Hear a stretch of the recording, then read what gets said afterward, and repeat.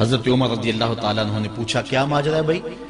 اس نے کہا جی واقعی میں ان کے باپ کا قاتل ہوں، لیکن میں نے قصداً قتل نہیں کیا۔ ہوا یہ کہ میں ایک مسافر ہوں، جا رہا تھا، راستے کے اندر سبز چراگاہ تھی، میرا اونٹ بھوکا تھا، اس چراگاہ میں داخل ہو گیا۔ اس کے بوڑھے باپ نے پتھر اٹھایا اور میرے اونٹ کو مارا، اس کی آنکھ نکل گئی۔ مجھے بڑا غصہ آیا، میں نے وہی پتھر اٹھا کر اس کے باپ کو دے مارا، لیکن وہ ایسے ٹکانے پہ لگا کہ اس کا باپ فوراً فوت ہو گیا۔ میرا قصد اور ارادہ نہیں تھا، لیکن بہرحال میں اس بات کا اقراری ہوں کہ میں نے اس کے باپ کو قتل کر دیا ہے۔ آپ جو حکم سنائیں میں اس کو قبول کروں گا، لیکن میں ایک مہلت مانگتا ہوں کہ میرے دوست، میرے بھائی کی کوئی رقم میرے ذمہ ہے، میرے پاس اس نے امانت رکھی ہوئی ہے اور وہ مجھے پتا ہے کہ میں نے کہاں چھپا کے رکھی ہوئی ہے۔ اگر آپ فیصلہ کر دیتے اور میری گردن کاٹ دی جاتی ہے تو وہ امانت جو میں نے رکھی ہوئی ہے سنبھال کر کے، میرے علاوہ کوئی جانتا بھی نہیں ہے، تو وہ اس تک کون پہنچائے گا؟ اگر آپ مجھے 3 دن کی مہلت دے دیں تو میں جا کر کے اس کی امانت اس کو واپس کر کے پھر واپس آؤں گا، پھر یہ پھندا پھانسی کا میں اپنے گلے میں ڈلوانے کے لیے تیار ہوں گا۔ حضرت عمر رضی اللہ تعالیٰ عنہ نے فرمایا کہ کوئی شخص تیری ضمانت دے دے تو ہم تجھے چھٹی دینے کے لیے تیار ہیں۔ اس نے دائیں بائیں دیکھا، پورے مدینے میں اس کا کوئی شناسہ ہی نہیں تھا، واقف ہی نہیں تھا، ایک اجنبی شخص تھا۔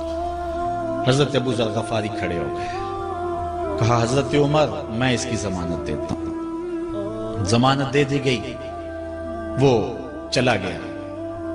تیسرے دن وعدے کا جو وقت تھا، لوگ جمع ہو گئے، دربار لگ گئے، ابھی تک آنے والا نہیں آیا۔ لوگوں نے کہا ابو ذر تو نے غلطی کی ہے، ایک اجنبی کی ضمانت دی اور ابھی تک وہ نہیں آیا، اور میاں صاحب فرماتے ہیں ایک بار جو پھائیں اڑ جاندے اور پھر کدی نہ پھنس دے دے۔ ظاہر ہے وہ چلا گیا، واپس تو نہیں پلٹ کے آئے گا، اسے پتا ہے کہ آگے سیدھی سیدھی میری موت ہے، تو تم نے یہ کیا غلطی کی؟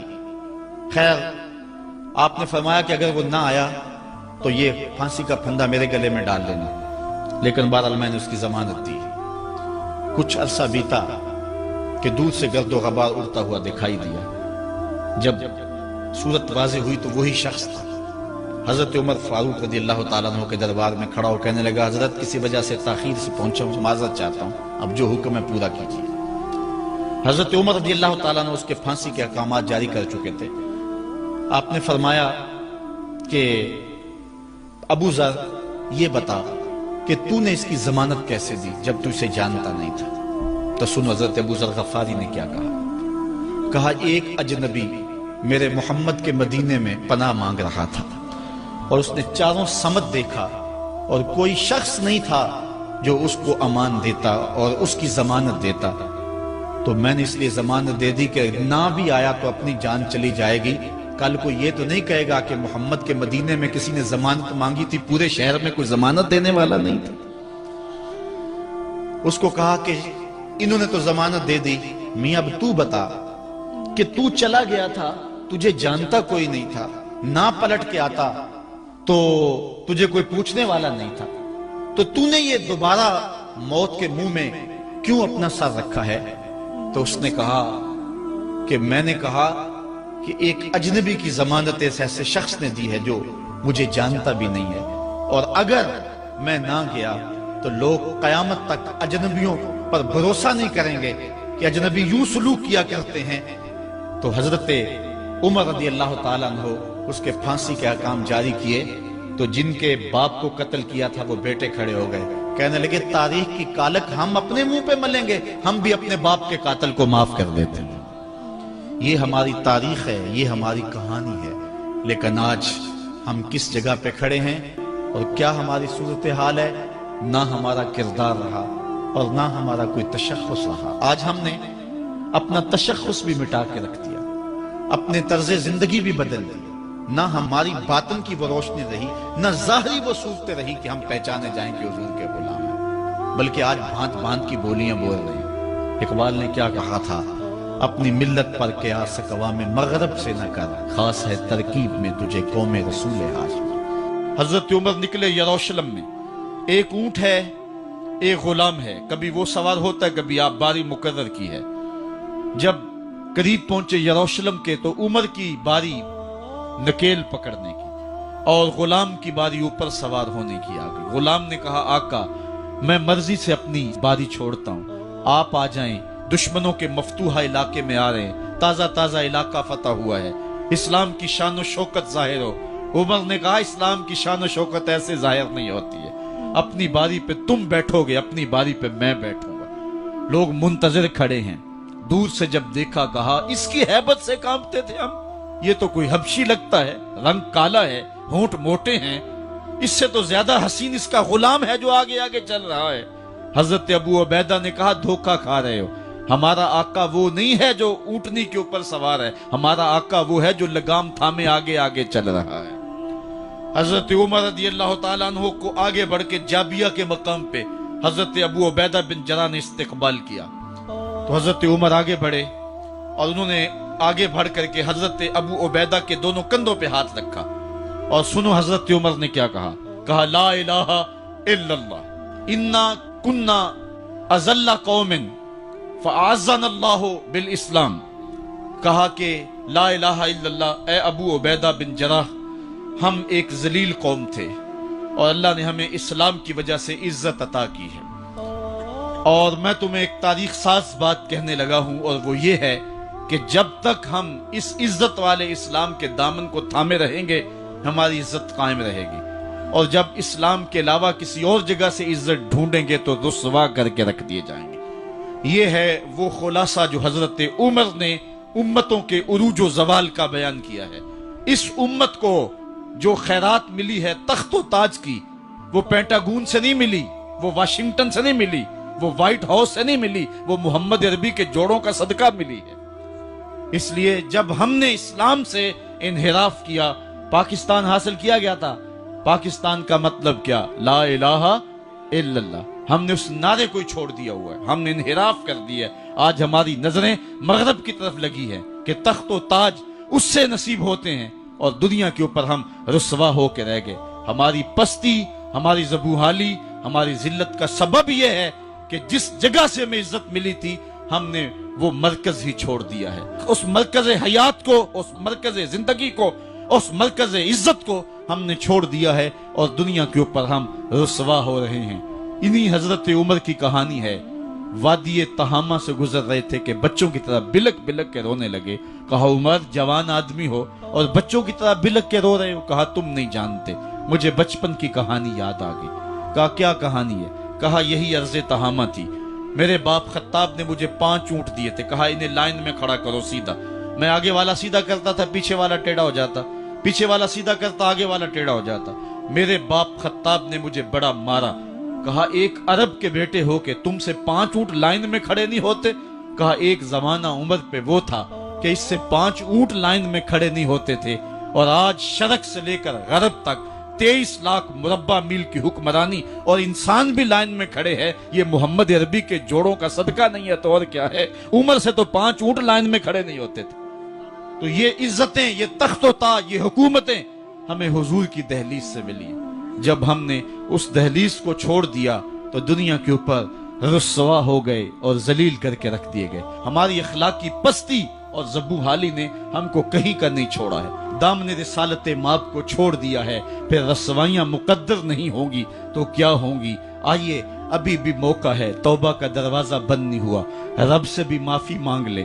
گنبد خضرا کے مکین کے حضور بھی ہاتھ جوڑ کے کہیں چھوڑ کے آپ کا دامن رحمت، آقا ہم سے بھول ہوئی، کھو دی اپنی قدر و قیمت، آقا ہم سے بھول ہوئی، دیکھ ہماری آنکھ مچولی، اپنے سینے اپنی گولی، بھول گئے ہم در سے اخوت، آقا ہم سے بھول ہوئی، دنیا کے ٹھکرائے ہوئے ہیں، تیرے در پہ آئے ہوئے ہیں، کھول دے اپنا باب رحمت، آقا ہم سے بھول ہوئی۔ عبداللہ بن عمر اور عبید اللہ بن عمر بصرہ سے گزر رہے تھے ایک جنگ سے واپسی پر، تو حاکم بصرہ نے آپ کو کچھ پیسے دیے کہ یہ مال غنیمت میں جا کے جمع کروا دینا، اور پھر خود ہی مشورہ دیا کہ عراق کے اندر فلاں فلاں چیز بہت سستی مل جاتی ہے اور حجاز میں ان چیزوں کی قیمت زیادہ ہے، تو اگر آپ ایسا کر لیں کہ یہ ان پیسوں سے خرید لیں اور جا کے مدینہ المنورہ میں فروخت کر دیں، تو جو زائد پیسے آپ کمائیں گے وہ آپ کے ہوئے، اور یہی اشرفیاں جو میں نے دی ہیں آپ کو، اتنی اشرفیاں بیت المال میں جمع کروا دینا۔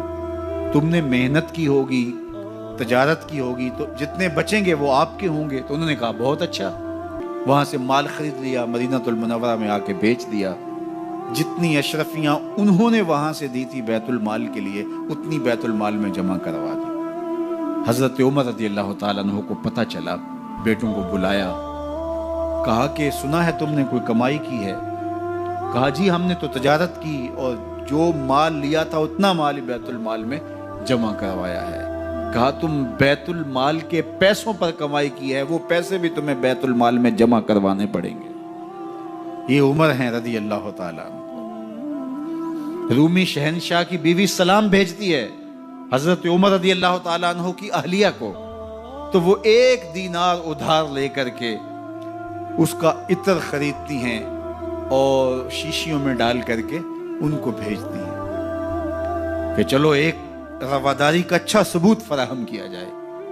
تو وہ واپسی پر انہی شیشیوں کے اندر قیمتی موتی بھر کے بیچتی ہیں، جواہرات بھر کے بیچتی ہیں۔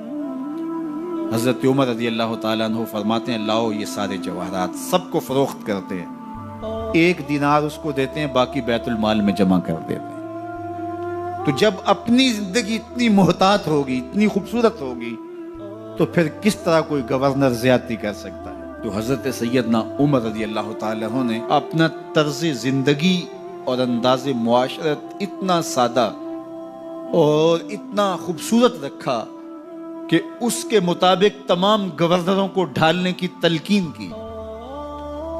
آپ جب بھی کسی شخص کو بطور گورنر اس کا تعین کرتے تو اس کو یہ نصیحتیں کرتے، ایک ترکی گھوڑے پہ سوار نہیں ہوں گے، باریک کپڑا نہیں پہنیں گے، اور انچھنے آٹے کی روٹی کھائیں گے، مکان کا دروازہ نہیں لگائیں گے، کوئی حاجب نہیں رکھیں گے، چوکیدار نہیں رکھیں گے، بواب نہیں رکھیں گے، جو تمہارے تک پہنچنا چاہے ڈائریکٹ پہنچ جائے۔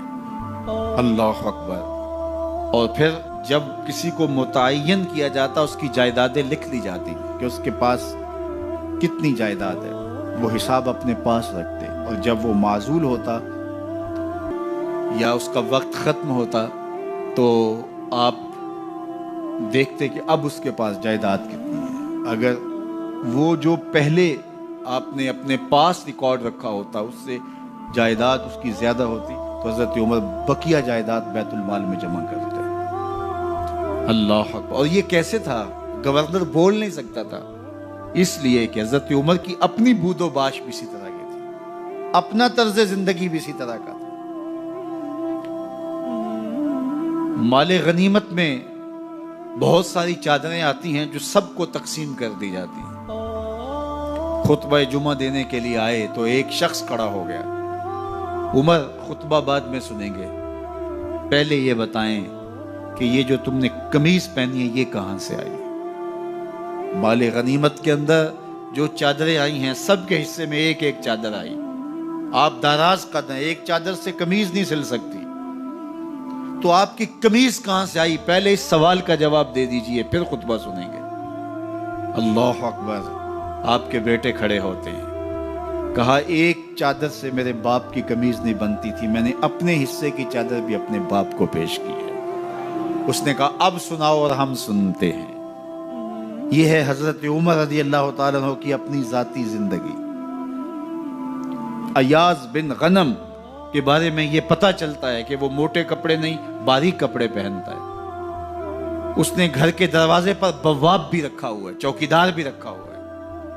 تو حضرت عمر رضی اللہ تعالیٰ عنہ محمد بن مسلمہ کو بھیجتے ہیں، محمد بن مسلمہ جاتے ہیں اور جا کے تحقیق کرتے ہیں تو ایسا ہی پاتے ہیں، تو ان کو وہیں گرفتار کر کے لے آتے ہیں اور حضرت عمر کے دربار میں پیش کیا جاتا ہے۔ چھڑی اس کے ہاتھ میں دے کر فرماتے ہیں جاؤ تم بکریاں چرایا کرو، تم گورنری کے لائق نہیں ہو۔ ایک گورنر کو بکریاں چرانے پہ لگا دیتے ہیں اس لیے کہ تم نے ان اصولوں سے، ان ضابطوں سے انحراف کیا ہے جو ایک سلطنت کے ذمہ دار کے لیے لازم اور ضروری ہیں۔ دور موجود کے حکمرانوں کو، چاہے وہ عرب کے حکمران ہوں چاہے وہ عجم کے حکمران ہوں، اگر وہ اسلام کا نام لیتے ہیں تو انہیں اپنے اعمال کا جائزہ لینا ہوگا کہ ہم کھڑے کہاں ہیں۔ حضرت عمر بن عبدالعزیز جو کہ اموی خاندان کے چشم و چراغ تھے، لیکن ان کا مزاج سب سے ہٹ کے تھا، انوکھا اور نرالا تھا۔ سلیمان نے ساری زندگی تخت و تاج کی بسر کرنے کے بعد سوچا کہ میں ان کو اپنا نائب بناؤں۔ تو خیر، جب ان کا انتقال ہوا تو لوگ دمشق کی جامع مسجد میں جمع ہوئے اور وصیت نامہ پڑھا گیا۔ تو حضرت عمر بن عبدالعزیز کھڑے ہوئے، فرمایا لوگوں، نہ تو میری منشا تھی کہ مجھے خلیفہ بنایا جائے اور نہ مجھے اس بات کا علم تھا، یہ میری منشا اور آپ لوگوں کی مشاورت کے بغیر کیا گیا ہے، میں اس سے دستبردار ہوتا ہوں، آپ جس کو چاہیں اپنا خلیفہ مقرر کر لیں۔ تو لوگوں نے کہا آپ ہی ہمارے امیر ہیں، آپ ہی ہمارے خلیفہ ہیں۔ تو آپ نے فرمایا کہ جب تک اللہ کی اطاعت کرتا رہوں تب تک تمہارا خلیفہ رہوں۔ اور پھر آپ نے حکم نامہ جاری کیا کہ میری جتنی جائیداد ہے ساری بیت المال میں جمع کروائی جائے، اور جتنے بھی اموی شہزادے تھے ان کی جائیدادیں جو ان لوگوں کے ضبط کی ہوئی تھی سب کو بھاگ کے سرکار ضبط کرنے کا حکم نامہ جاری کیا۔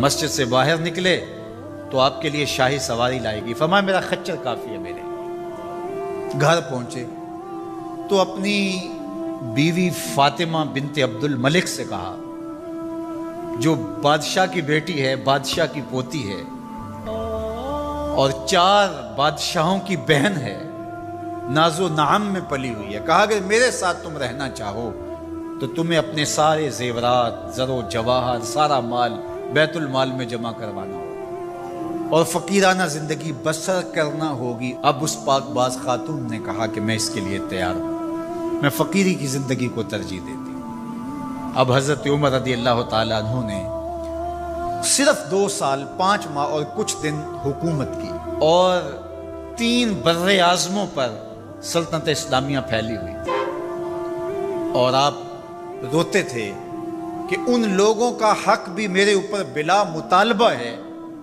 جو دنیا کے کسی بھی خطے کے اوپر اس سلطنت کی حدود میں بستے ہیں۔ عید کا موقع آیا، عیدگاہ میں جب لوگ ایک دوسرے کو مل رہے تھے تو امیر المومنین کے بیٹوں کے کپڑے خستہ تھے، پرانے تھے، پیوند لگے ہوئے تھے۔ تو آپ نے اپنے بیٹوں سے کہا کہ تمہیں شرم تو آ رہی ہوگی کہ امیر المومنین کے بیٹے ہو کے تمہیں ڈھنگ کا لباس بھی دستیاب نہیں ہے۔ تو آپ کا ایک بیٹا عبد الملک بن عمر بن عبدالعزیز جو آپ کی زندگی میں انتقال کر گیا تھا، اس نے کہا ہمیں اس بات پہ فخر ہے کہ ہمارے باپ نے خیانت نہیں کی ہے، ہمارا باپ دیانتدار ہے۔ جب گھر آتے ہیں تو آپ کی بیٹیاں آپ کو عید مبارک کہتی ہیں، آپ سے ملتی ہیں، لیکن منہ پہ کپڑا دھرا ہوا ہے۔ تو حضرت عمر رضی اللہ تعالیٰ عنہ عمر بن عبدالعزیز بولتے ہیں کہ بیٹی آپ نے چہرے کے اوپر کپڑا کیوں رکھا ہوا ہے؟ تو وہ کہتی ہیں ہم نے کچے پیاز سے آج کھانا کھایا ہے، تو اس لیے ہم نے کپڑا رکھا ہے کہ آپ اس کی سمیل محسوس نہ کریں۔